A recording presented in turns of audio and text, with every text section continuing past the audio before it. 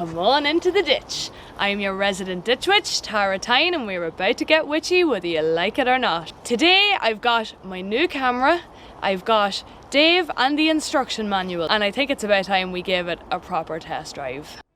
But before I show you today's footage, I'd also like to share with you these historical architectural features, which I captured on the iPad for you a couple of weeks ago, and which are features of my regular walks around my town of Dundalk. These are only a small snapshot of its ancient and colourful history. These are all common to an area still known by some of the town's older residents as Gallows Hill, although the site from whence that name is thought to have derived following a bloody siege in 1642 is actually a short distance up the road.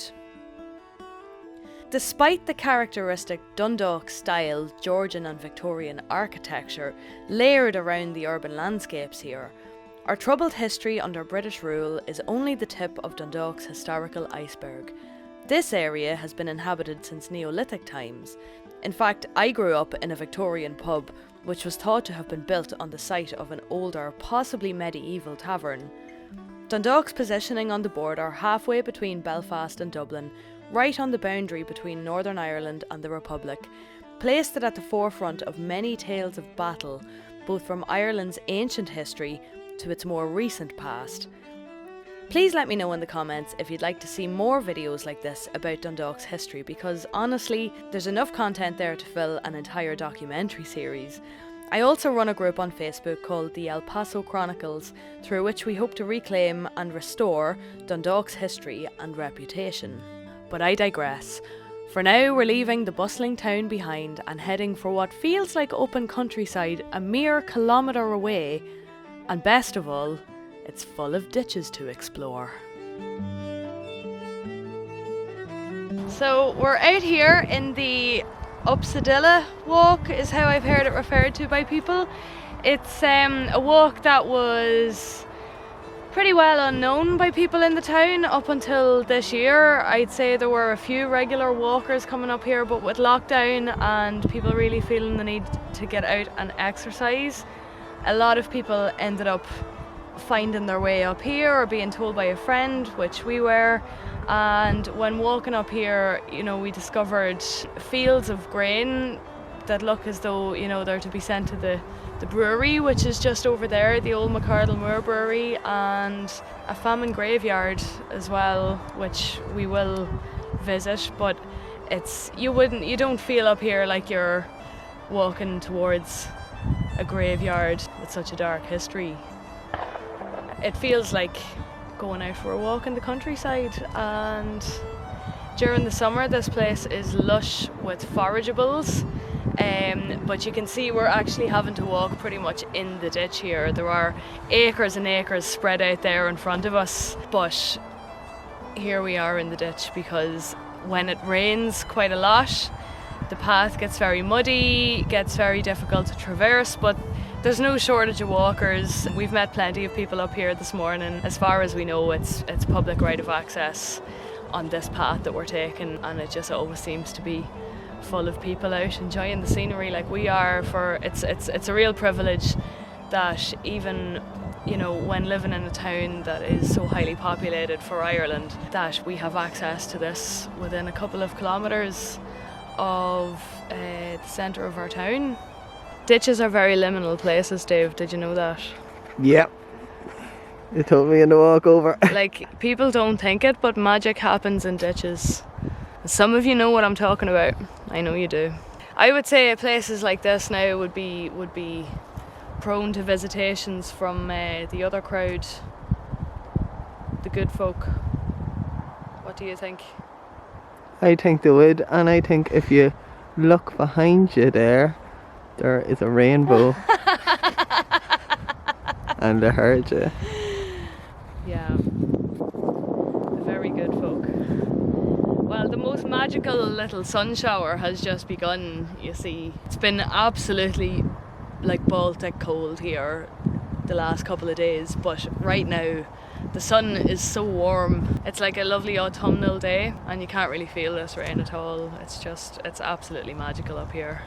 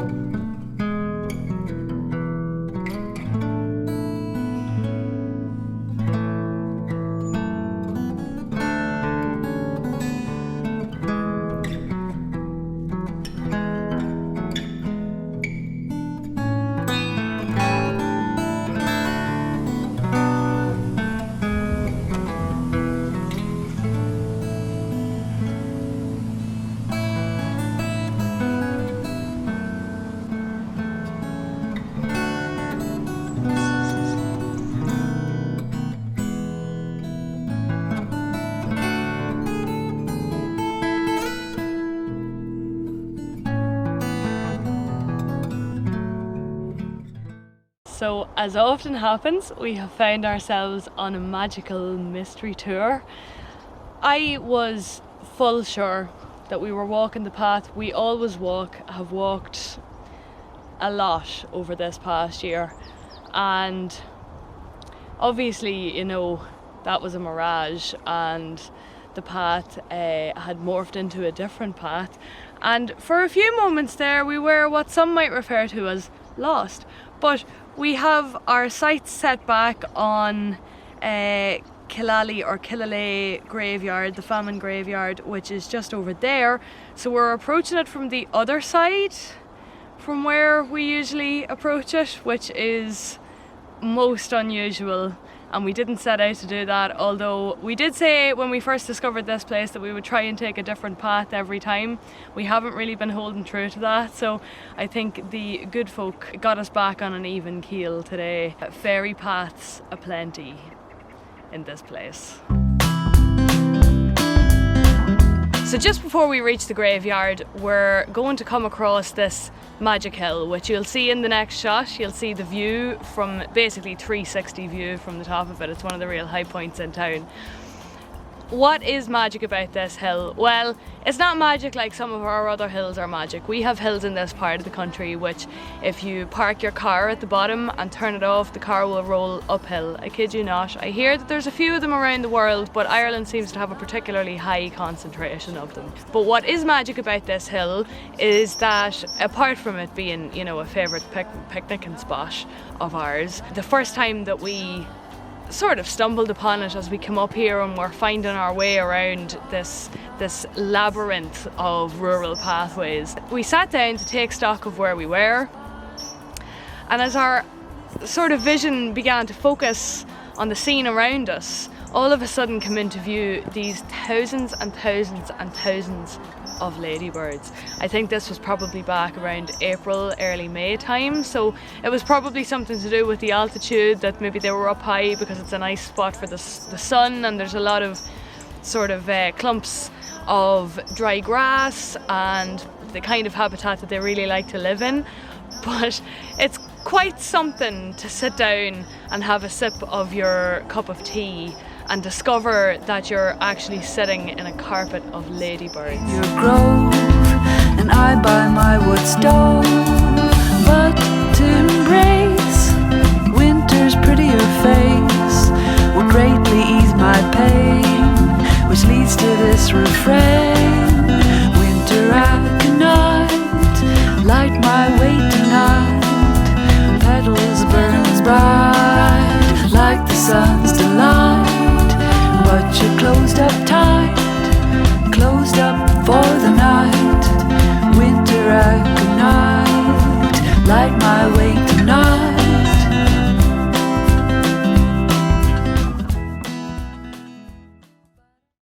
This is totally the way we usually come. Yeah, it turned into it anyway. What? It turned into it anyway. Hell. That's bananas. Is it just because we haven't walked up here in the winter or something? I think that's it.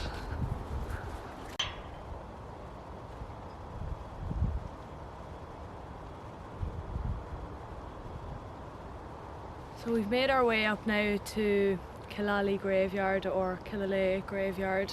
It might not seem the cheeriest thing coming up to Christmas to come and visit a place with such a sad history, but for me, and I think for a lot of Irish people and probably further beyond, this time of the year is a time for thinking of those who went before us and thinking about souls who maybe have been forgotten throughout the passage of time. And this graveyard was actually only reclaimed from nature 20 years ago. It's thought that there's 4,000 souls at rest here who were buried in mass graves at the time of the famine in Dundalk in the 1800s. This graveyard opened in 1852, I believe, and it served the Dundalk Union Workhouse, later called St Oliver's, which was just up the road. It's walking distance from the site of where that stood.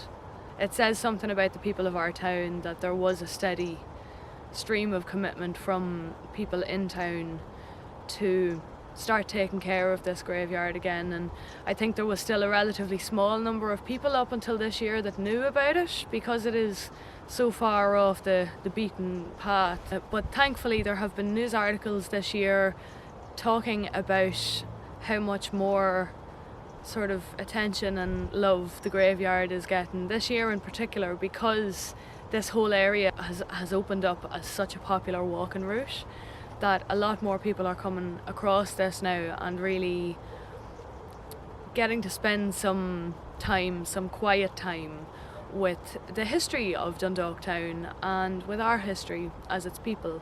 And nobody should be forgotten around Christmas time. So we're going to just say a little prayer for the people who are interred here, and I think then we'll probably make our way home. Sure, it wouldn't be Irish if it wasn't a little bit sad. So we've made it home, the fire is lit, the tea's on. I hope you've enjoyed this little stroll to the edge of town and beyond with us today. I hope to do a lot more videos like that, because obviously we like to go out walking anyway, and I am supposed to be doing it daily now. So if I have to do it, I'm dragging you people down with me, okay? Hit subscribe for more fun and witchy adventures. I upload every Thursday, and for the whole month of December I'm doing 2 videos every week. Slán agus beannacht. Goodbye and good luck to you. Light my way